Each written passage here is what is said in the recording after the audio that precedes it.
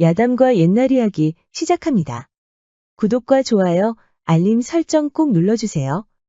예전 어느 고을에 이방 권씨라는 남자가 있었습니다.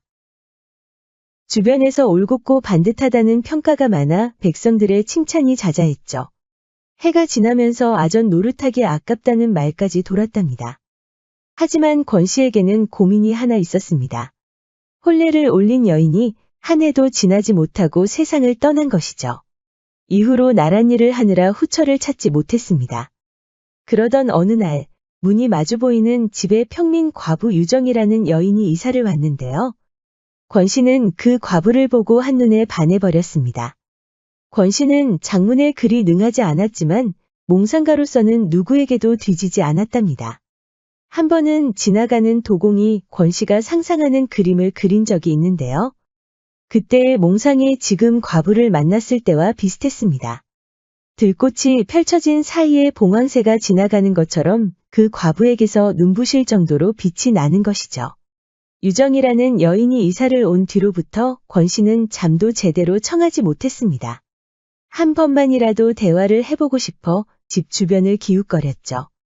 그동안 나라 일만 해서 그런지 숫기도 많이 사라져서 애만 태우고 있었습니다. 그러던 어느 날 그 아리따운 과부가 세탁된 옷을 두들겨 다듬고 있었는데요. 지나가던 권씨가 유심히 보다가 침을 꿀꺽 삼켰습니다. 한창 다듬이질을 해서 몸에 땀이 찼는지 치마를 걷어올려 허벅지까지 훤히 보이는 게 아닙니까? 권씨는 멍하고 쳐다보다가 그만 과부와 눈이 마주쳤습니다. 권씨는 잽싸게 몸을 숨겼지만 이미 과부에게 발각되어 버렸으니 한심할 노릇이었죠. 그동안 나라 일만 생각한 덕분에 마을 주민들에게 늘 격려를 받으며 살았는데 과부 한 명한테 쩔쩔매고 있으니 얼마나 답답하겠습니까?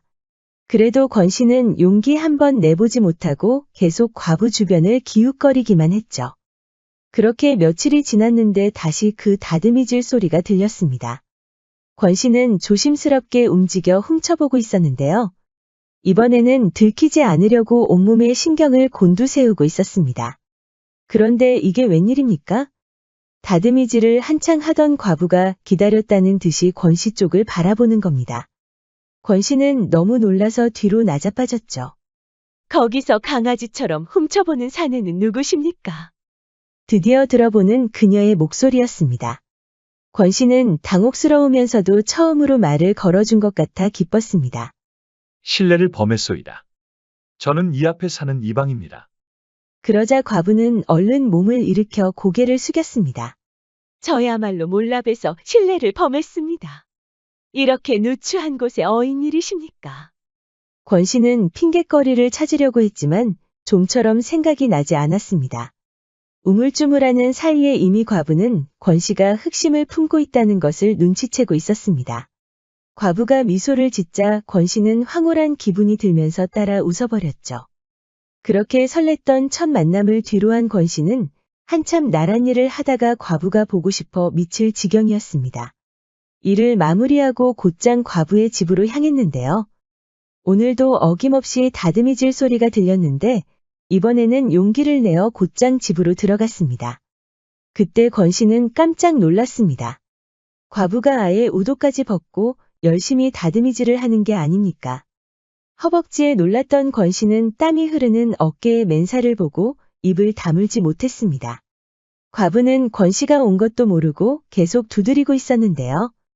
다듬이로 때릴 때마다 권씨는 온몸을 떨었습니다. 과부는 다듬이질을 멈추고 이마에 흐르는 땀을 닦을 때 권씨가 온 것을 알았습니다. 날이 언제부터 거기에 계셨습니까? 미안하오. 일을 방해하는 것 같아서 그냥 보기만 했소이다. 냉수 좀 마실 수 있겠소? 안 그래도 목이 말랐는데 잘 됐습니다. 조금만 기다리십시오. 권씨는 침을 꿀꺽 삼켰습니다. 과부가 옷도 챙겨 입지 않은 채 그대로 일어서는 겁니다. 권씨는 마루에 앉아 기다리고 있었는데요. 냉수를 가져오는 과부의 가슴 부위를 보고 눈이 휘둥그레졌습니다. 어찌 저리 크단 말인가? 내 두 손 안에도 못 들어올 것처럼 크구먼. 그러면서 권씨는 과부 몰래 씩 웃었죠. 날이 시원한 냉수입니다. 권 씨는 떨리는 손으로 냉수를 받더니 꿀꺽꿀꺽 소리가 날 정도로 시원하게 마셨습니다. 냉수가 나리 목을 거쳐 거침없이 들어가는군요. 제 가슴도 그러한 심정이옵니다.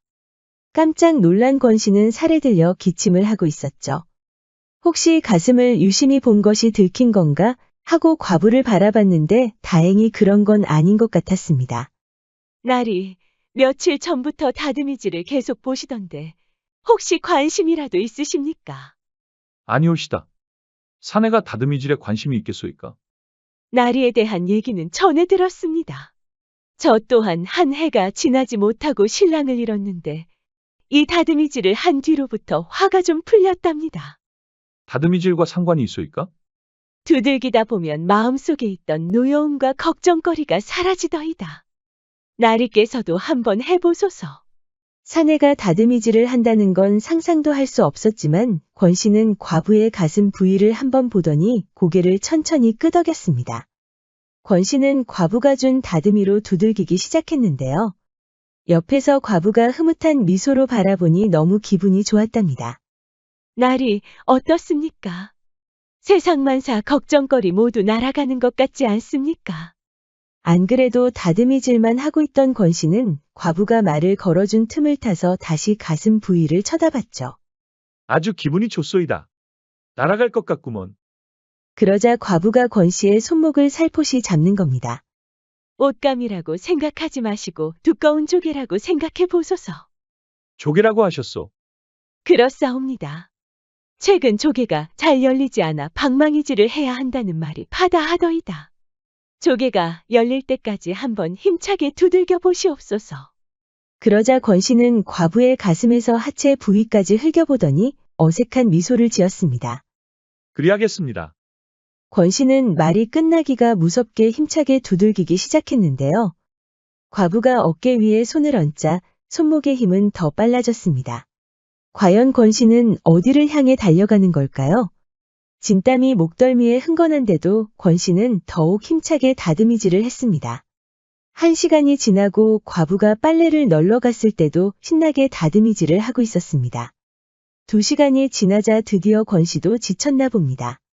나리 덕분에 옷이 모두 이렇게 반드러워졌습니다.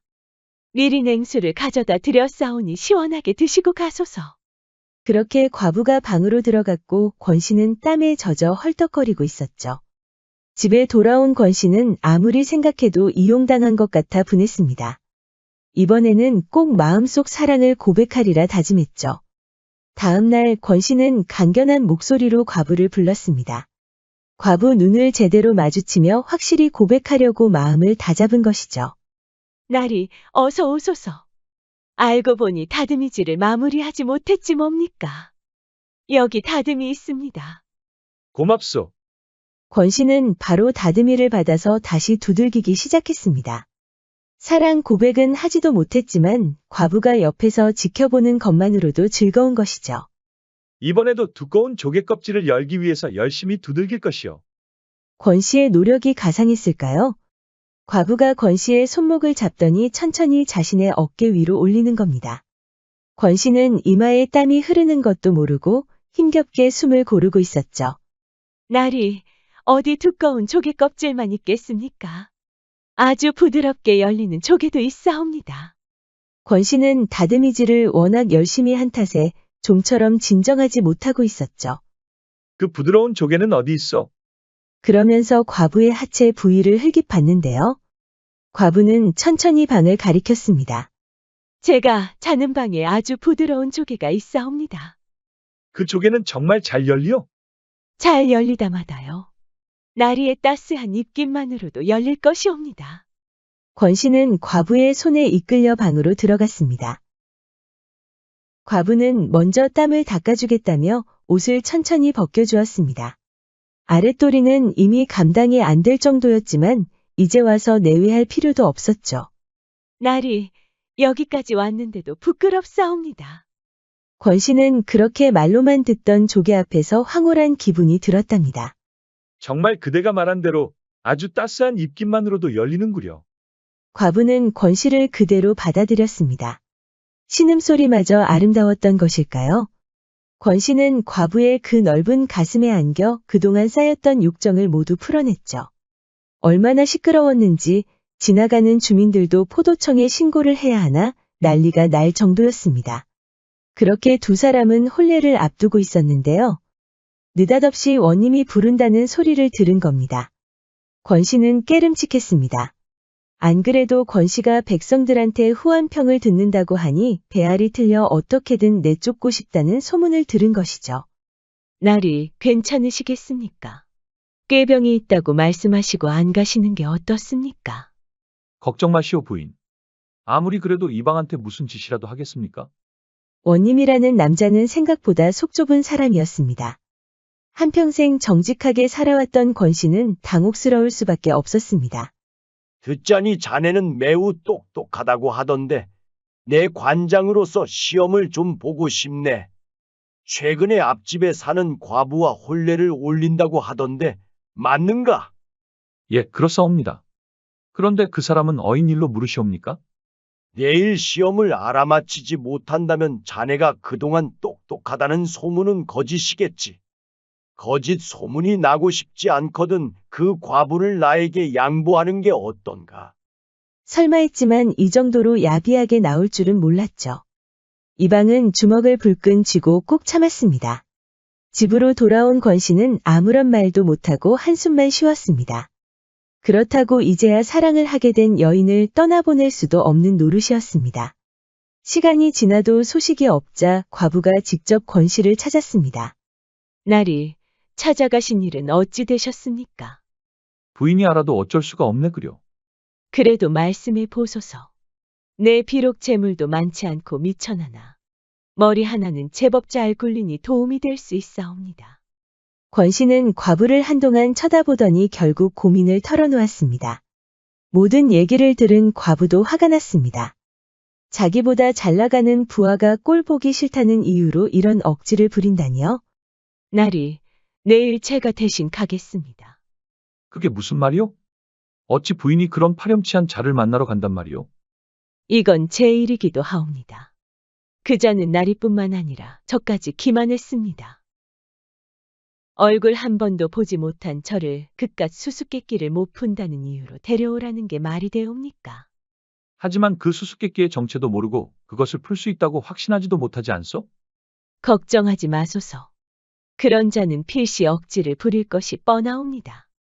권 씨는 끝까지 만류했지만 과부 유정의 강단 앞에 결국 물러서고 말았습니다. 과부는 약속 시간에 맞춰 그 원님을 찾았는데요. 아니, 어찌하여 자네가 왔는가? 결국 그 이방은 수수께끼를 풀 자신이 없었던 모양이구먼. 아니옵니다. 제가 대신 그 수수께끼를 풀러왔사옵니다. 원님이라는 남자는 피식 웃더니 팔짱을 끼고 과부를 유심히 쳐다봤습니다. 처음 보는 얼굴이지만 굉장한 미인이라서 욕심이 난 것이죠. 마치 먹이를 노리는 짐승처럼 얼굴이 표독스럽게 변하는 겁니다. 좋아. 수수께끼는 총 3가지니 신중히 대답하게. 만약 못 맞히면 자네는 내 것이야. 말씀하소서. 해가 하루에 몇 리를 가는지 아는가? 그야말로 수수께끼였는데 과부는 주저하지 않고 대답했습니다. 하루에 80리를 갑니다. 원님이라는 자는 당황했습니다. 어째서 그런가?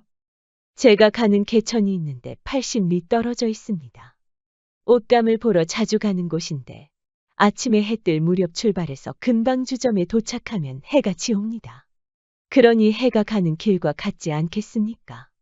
그렇습니다. 어차피 원님이라는 자가 낸 수수께끼는 답이 없었던 것이죠. 원님도 정확히 몇 리를 알고 물어본 것이 아니었습니다. 원님은 기침을 한 번 하고는 두 번째 수수께끼를 냈습니다. 저기 빨랫줄에 앉은 참새가 모두 몇이나 되겠는가? 이번에도 과부는 주저하지 않고 대답했습니다. 석말 석대 정도 되옵니다. 어째서 그렇게 되는가? 집에 있는 빨랫줄에도 참새들이 자주 앉는데 무료에서 헤아린 적이 있사옵니다. 크기를 보아하니 이 집에 빨랫줄이 2마리 더 되옵니다. 원님은 화가 나서 바로 반박하려 했습니다. 자네 혼자 사는 것이 아닌가? 빨랫줄 크기가 어떻게 한 마리나 된단 말인가? 거짓을 고하면 어떻게 되는지 모르는가? 저는 이웃에 사는 어려운 주민들을 위해 빨래를 해주고 있사옵니다. 곧 혼례를 올릴 저희 서방님도 다 아는 일이옵니다. 처음에는 허리 때문에 힘들어 하시는 할머니를 위해 해드리다가 이제는 제 힘이 닿는 데까지 해주다 보니 이제는 한 말이 넘었지요. 이건 역정을 내실 게 아니라 오히려 칭찬해 주셔야 하지 않겠습니까? 원님은 기가 막혔지만 바로 나올 말이 떠오르지 않았습니다.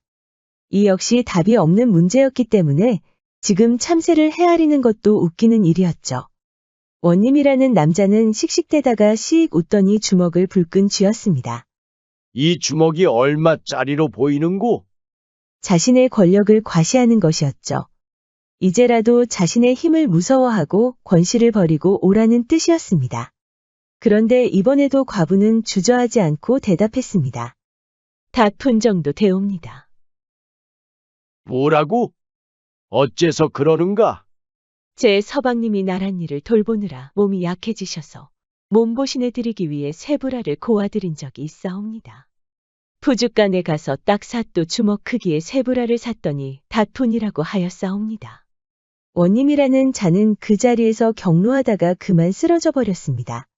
이후 이 사실을 알게 된 조정에서는 알아누워 버린 사또를 처벌하고 권씨를 그 자리에 앉혔답니다. 과부 유정의 지혜에 감탄했던 것이죠. 전대지제라는 옛말이 있습니다. 지혜롭게 대답하여 외국 사신으로 능히 응대할 만한 인재라는 뜻이죠. 우리 영상을 시청하시는 여러분들도 늘 지혜로운 선택하시어 행복한 삶 가득하시길 바랍니다. 구독과 좋아요, 알림 설정 부탁드립니다. 앞으로도 재미있는 이야기가 많으니 다른 영상도 재미있게 봐주세요. 그럼 여러분 모두 오늘도 행복하고 즐거운 시간 보내세요.